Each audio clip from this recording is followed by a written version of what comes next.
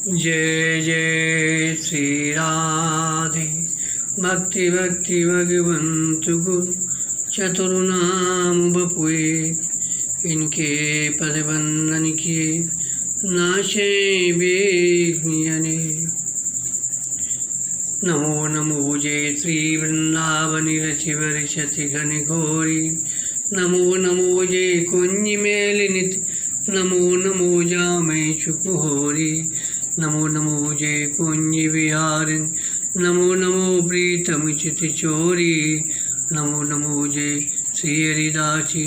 नमो नमो इन्हीं की जोरी। आज के सत्संग में श्री राजा हरिश्चंद्र जी का चरित्र वर्णन करेंगे। प्रियादास जी कहते हैं, सुनो हरिश्चंद्र कथा बिथा बिनि द्रव्य दियो, तथा नहीं राखी बेच सुत चेतन है। सुरत सुदन बाजू सौ दोष के परत मरे, शंखो लिखित विप्र भयो मेलो मन है। इंद्रो अगिन गए शिव पे परीक्षा लेन, काट दियो मानसरीज सांचो जनो पने। भरत दीच आज भागवत बीच गाए, सबन सुहाए जिन दियो तनि धनी। आप सत्यवादी राजा हरिश्चंद्र की कथा सुनिए। उन्होंने मन में बिना किसी कष्ट अनुभव किए प्रसन्नतापूर्वक विश्वामित्र मुनि को अपना संपूर्ण राज्य वैभव दान कर दिया। कुछ भी शेष नहीं रखा। पहले संकल्प को पूरा किया। सत्य का पालन करने में अपने समान किसी को नहीं रखा। राज्य छोड़कर काशीपुरी को चले गए। वहाँ उन्होंने अपने शरीर के साथ ही स्त्री पुत्र को बेच दिया। सत्य की रक्षा करके भगवान को प्रसन्न किया। सत्यवती महाराज श्री हरिश्चंद्र जी श्री अयोध्या के चक्रवर्ती नरेश थे। ये बड़े ही धर्मात्मा, प्रजापालक, दानवीर एवं भगवत भक्त थे। इनकी धर्मनिष्ठा लोक विख्यात थी। इनके धर्माचरण के प्रताप से इनके राज्यकाल में कभी अकाल नहीं पड़ा, किसी को रोग नहीं हुआ, मनुष्यों की अकाल मृत्यु नहीं हुई। और सबसे बड़ी बात तो यह थी, पूर्ववासियों की कभी भी अधर्म में रुचि नहीं हुई। एक बार महाबाहु राजा हरिश्चंद्र जंगल में शिकार खेलने गए थे।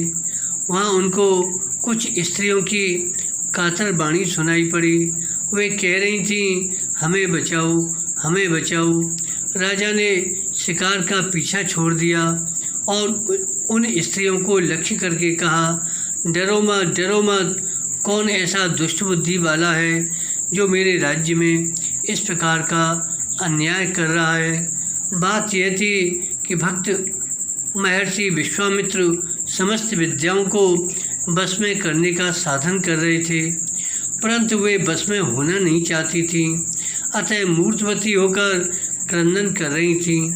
जब राजा ने उन्हें आश्वासन देते हुए उनको दुख देने वाले को कुछ कटु वचन कहा, तो उसे सुनकर महर्षि विश्वामित्र कुपित हो उठे।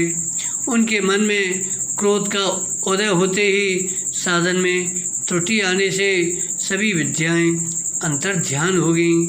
श्री हरिश्चंद्र जी कुपित महामुनि को देखकर कांप गए और विनयपूर्वक मुनि को प्रणाम करके बोले, भगवान, मैंने राजधर्म का पालन किया है, इसे अपराध मानकर आप कुपित न हो। धर्म के राजा को उचित है श्रेष्ठ ब्राह्मणों को तथा जिनकी जीविका नष्ट हो गई है उन्हें दान दे, भयभीत प्राणियों की रक्षा करे और शत्रुओं के साथ युद्ध करे।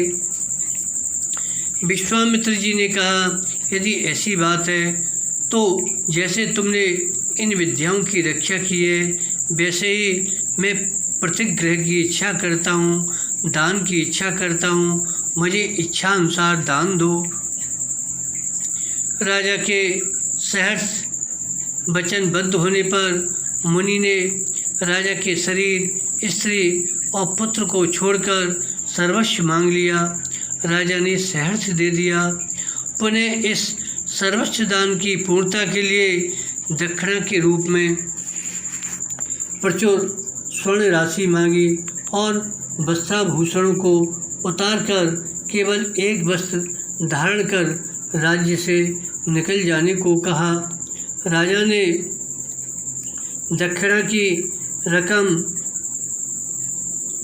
चुकता करने के लिए 1 महीने का अवकाश मांगा और अपनी पत्नी शैब्या तथा पुत्र रोहित को साथ लेकर नगर से निकल पड़े।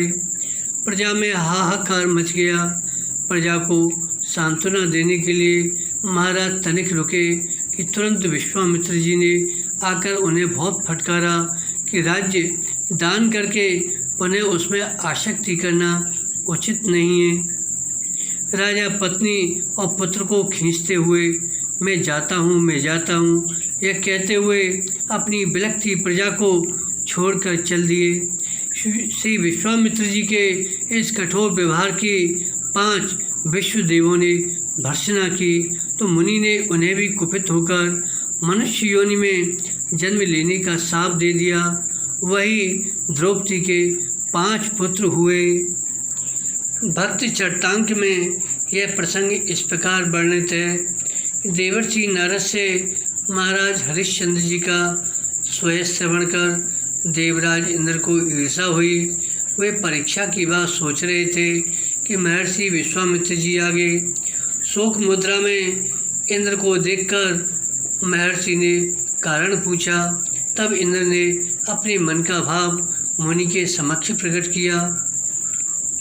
संयोग की बात मुनि विश्वामित्र भी ऋषियों की सभा में राजा की प्रशंसा सुनकर परीक्षा लेने की सोच रहे थे।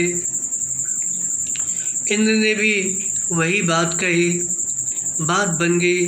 मुनि ने अपने तपोबल से ऐसी माया रची कि राजा ने स्वप्न अवस्था में अपना सर्वस्व मुनि को दान कर दिया।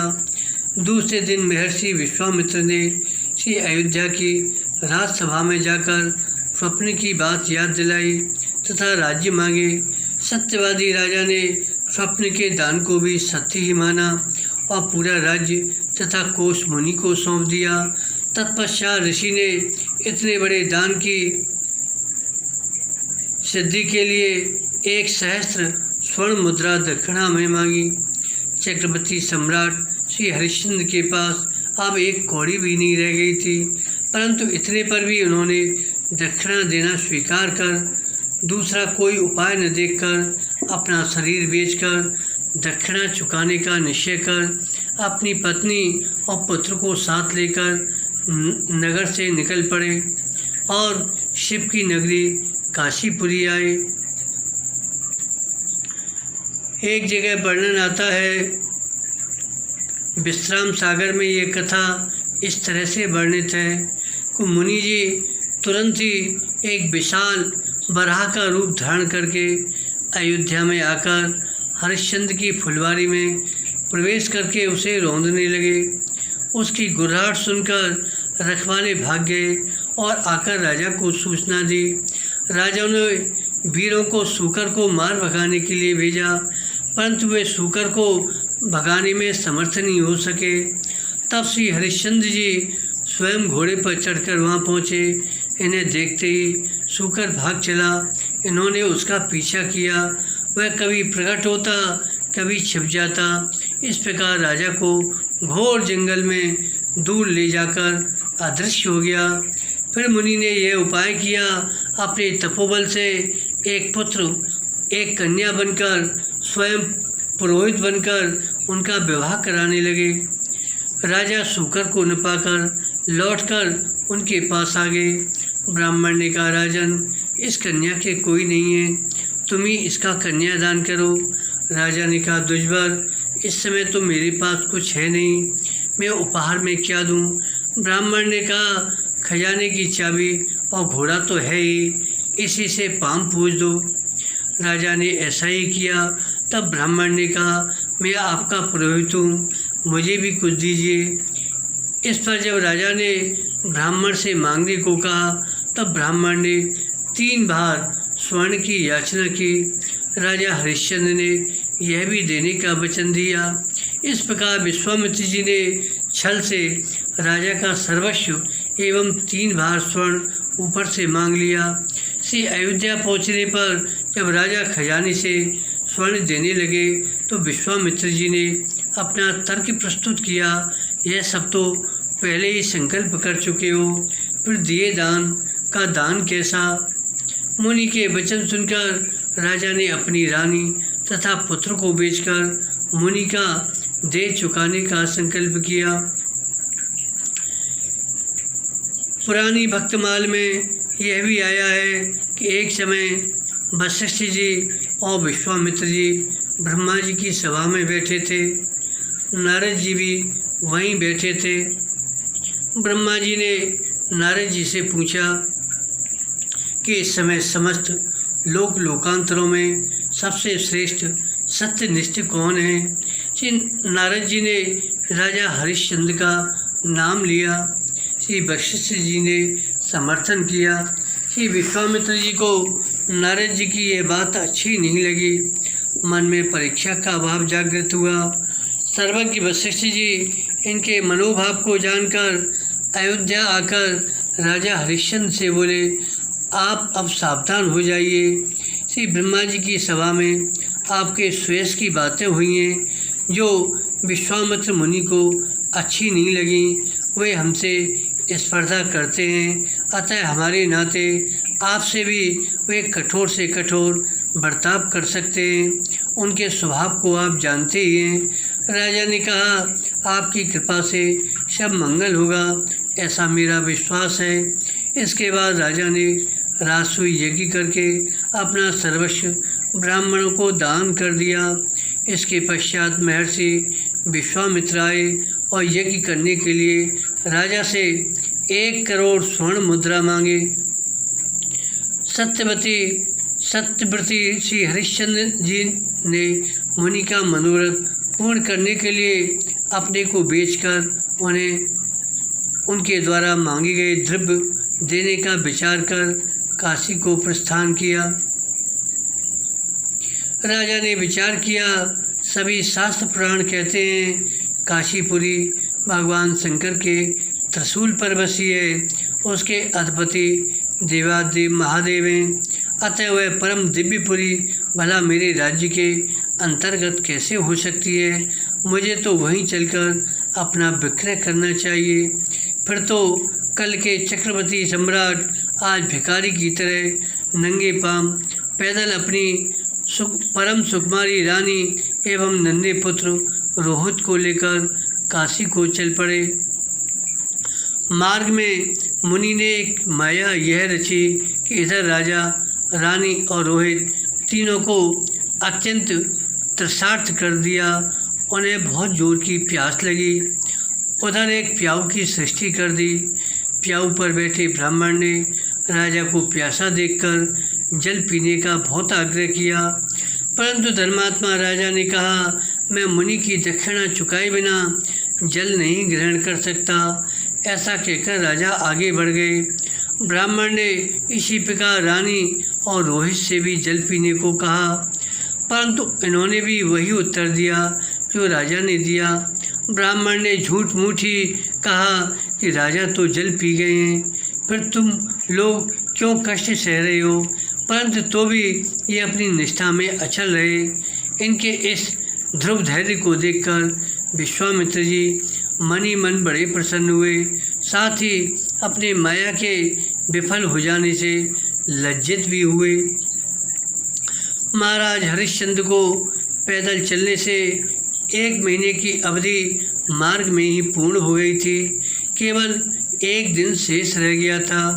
बीच बीच में विश्वामित्र जी प्रकट होकर राजा को चेतावनी दे जाते थे, डरा धमका जाते, देखो आज अंतिम दिन है। विश्वामित्र जी पुनः प्रकट होकर राजा से बोले, महाराज यदि आज मुझे दक्षिणा नहीं मिली तो मैं तुम्हें साफ दे दूंगा। श्री हरिश्चंद्र ने मुनि को प्रणाम कर कहा, मुनिवर अभी आधा दिन शेष है, इतने समय तक आप और प्रतीक्षा कीजिए, मैं अभी आपकी दक्षिणा चुकाता हूँ। मुनि अंतर ध्यान हो गए। राजा ने अपने को बेचने का निश्चय किया। तब उनकी परम साध्वी रानी ने हाथ जोड़कर कहा, महाराज, मुझसे पुत्र का जन्म हो चुका है। श्रेष्ठ पुरुष स्त्री संग्रह का फल पुत्री बताते हैं, वह फल आपको मिल चुका है, अतः मुझे ही बेचकर ब्राह्मण की दक्षिणा चुका दीजिए। महारानी का यह वचन सुनकर राजा हरिश्चंद्र मूर्छित हो गए।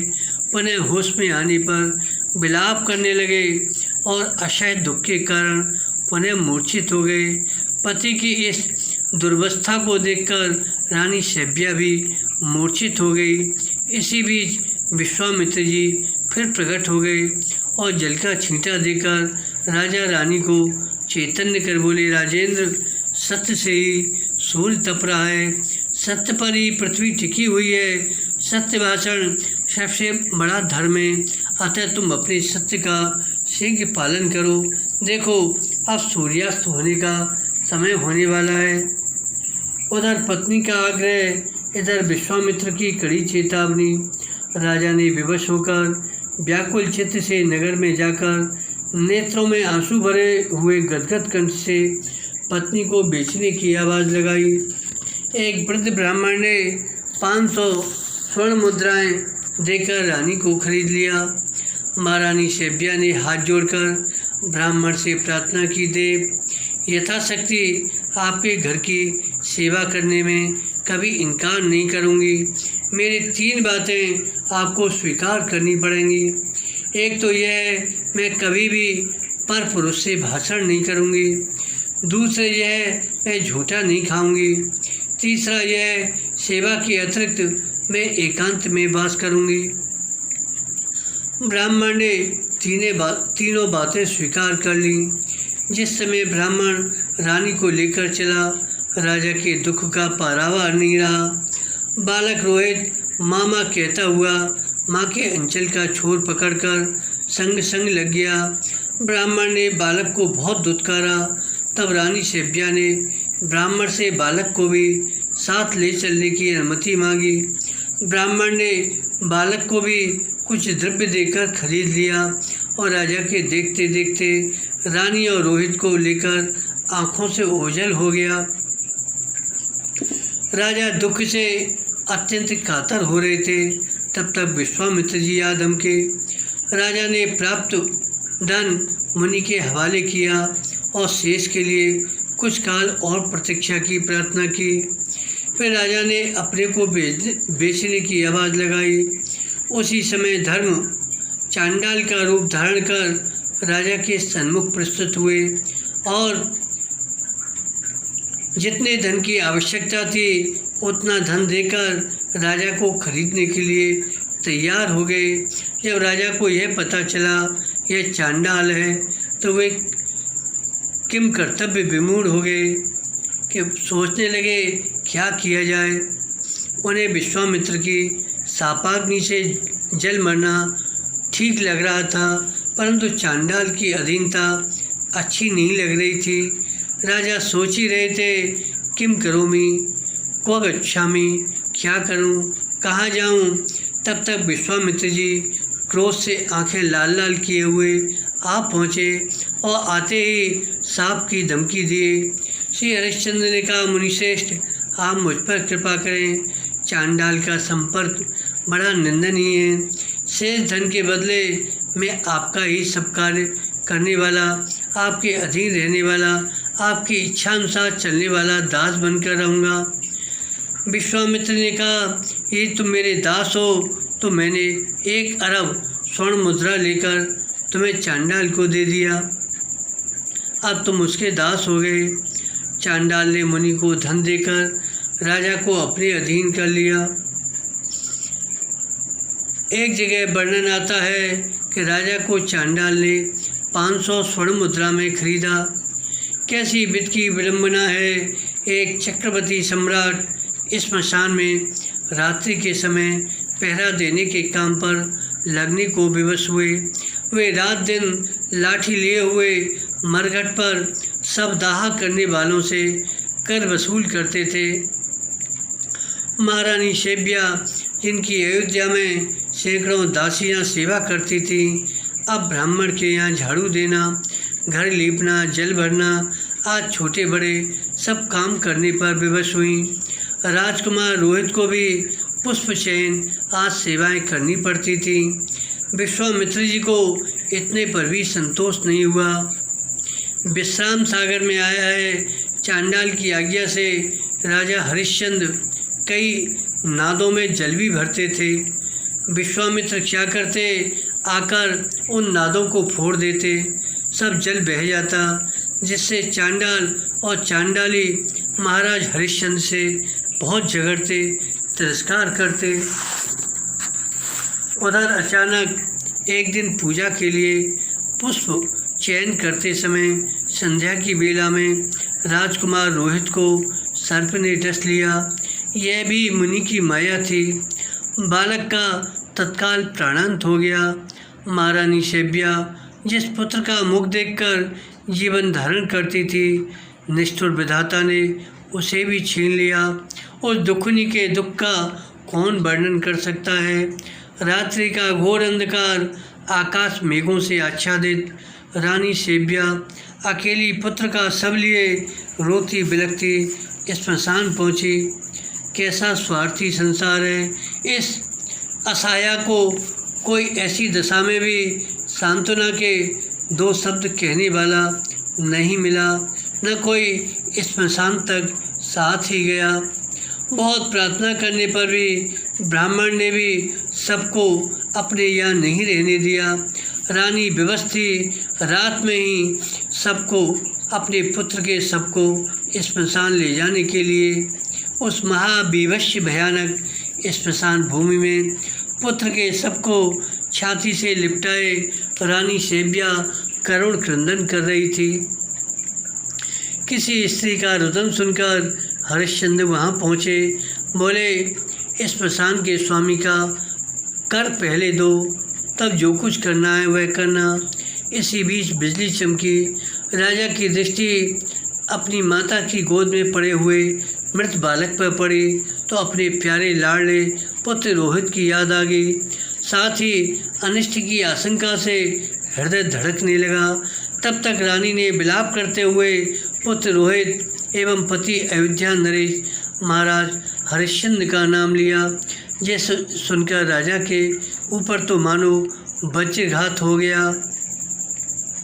पुत्र और पत्नी की यह गति देखकर दुख से अत्यंत संतप्त राजा हरिश्चंद्र रोते रोते मूर्छित हो गए।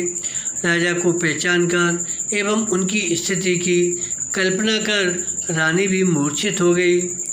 कुछ देर बाद होश आने पर अपने मन को स्थिर करके हरिश्चंद्र ने कहा, देवी, स्वामी की आज्ञा है, बिना कर लिए कोई सब दाह या प्रवाह न करे, अतः तुम अपने धर्म का पालन करो, मुझे भी धर्म पर स्थित रहने में सहयोग दो। जिस धर्म के लिए हमने सब प्रकार के संकट स्वीकार किए, उसकी तनिक से मोहवश उपेक्षा नहीं होनी चाहिए। परम सती महारानी शैब्या, जिन्होंने सदा सर्वदा पति के धर्म पालन में सहयोग दिया, भला आज वह कैसे पति के वचनों का आदर न करती। यद्यपि रोहित का शव ढकने के लिए रानी के पास कोई वस्त्र नहीं था, वह तो उसे अपने अंचल से लपेटे लाई थी, परंतु धर्म के गौरव को ध्यान में रखती हुई उस पतिव्रता ने अपना अंचल ही फाड़ कर देने का निश्चय किया।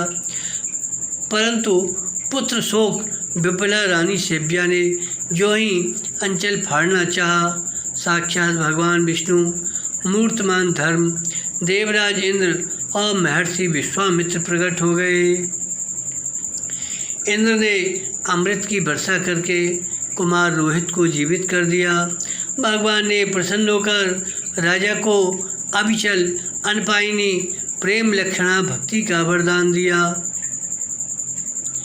देवराज इंद्र ने प्रार्थना की, महाभाग, आप अपनी पत्नी और पुत्र सहित सशरीर स्वर्ग को चलें। श्री हरिश्चंद्र ने कहा, देवराज, मैं अपने स्वामी चांडाल की आज्ञा लिए बिना तथा रानी ब्राह्मण की अनुमति लिए बिना और उनके ऋण से उद्धार पाए बिना हम कैसे स्वर्ग को चल सकते हैं। धर्म बोले, राजन, तुम्हारे इस भावी संकट को जानकर मैंने ही माया से अपने को चांडाल रूप में प्रकट किया था। धर्म का दास दूसरे किसी का दास नहीं बन सकता। विश्वामित्र ने कहा, महाराज, एक रूप से ब्राह्मण मैं ही बना था, आप खेद नहीं करना। इस कठोर परीक्षा से आपका श्रेयस अत्यंत उज्ज्वलतम हो गया है। आप अक्षय काल तक दिव्य धाम का सुख भोगेंगे। इंद्र ने पुनः स्वर्ग चलने वाली बात दोहराई। प्रजावत्सल राजा हरिश्चंद्र ने अपनी पुत्रवत प्यारी प्रजा को छोड़कर स्वर्ग जाना नहीं स्वीकार किया। उनका तो कथन है कि हमारे समस्त पुण्य को लेकर हमारी सारी प्रजा स्वर्ग जाए, मैं सबके संपूर्ण पापों को लेकर उनका फल भोगने के लिए अनंत काल तक नरक में निवास करना चाहता हूँ। ऐसा ही होगा, यह सुनकर इंद्र ने सबके लिए दिव्य विमानों की व्यवस्था की। महर्षि विश्वामित्र ने राजकुमार रोहिताश्व को अयोध्या के सिंहासन पर बैठाकर अयोध्या को फिर से बसाया। समस्त अयोध्यावासी महाराज हरिश्चंद्र की जय जयकार करते हुए उनके साथ सदैव स्वर्ग को गए। तभी तो कहा है, नहीं सत्यात् परो धर्मः, सत्य से बड़ा कोई धर्म नहीं है। श्री रूपकला जी कृत भक्तमाल के भक्ति सुधा स्वाद तिलक में ऐसा भी वर्णन आया है कि राजा हरिश्चंद्र ने रानी के वस्त्र में से आधा फड़वा के ले ही लिया, अपना धर्म नहीं छोड़ा। इंद्र तथा विश्वामित्र जी ने जब राजा को इस प्रकार दृढ़ पाया तो दूसरी चाल चली। काशी नरेश के पुत्र को मारकर और हरिश्चंद्र की सर्वथा निर्दोष पत्नी को डांकनी बताकर बालक की मृत्यु का कलंक उस पर लगाया। काशी नरेश ने राजा हरिश्चंद्र को ही रानी को मार डालने की आज्ञा दी। इस अंतिम परीक्षा में भी श्री हरि कृपा से उत्तीर्ण धर्मात्मा राजा ने जो ही रानी के वध के लिए शस्त्र उठाया, त्यों ही श्री सूर्य भगवान ने प्रसन्न होकर निज कुलभूषण राजा हरिश्चंद्र की जय जयकार बोलते हुए पुष्प वृष्टि की। इंद्र आदि देवताओं ने भी फूल बरसाए। इस तरह से राजा हरिश्चंद्र जी का चरित्र वर्णन किया गया। बोलो महाराज श्री हरिश्चंद्र जी की जय। सत्यवादी श्री हरिश्चंद्र महाराज की जय। भक्ति भगवंत की जय। जय जय श्री राधे, जय जय श्री राधे।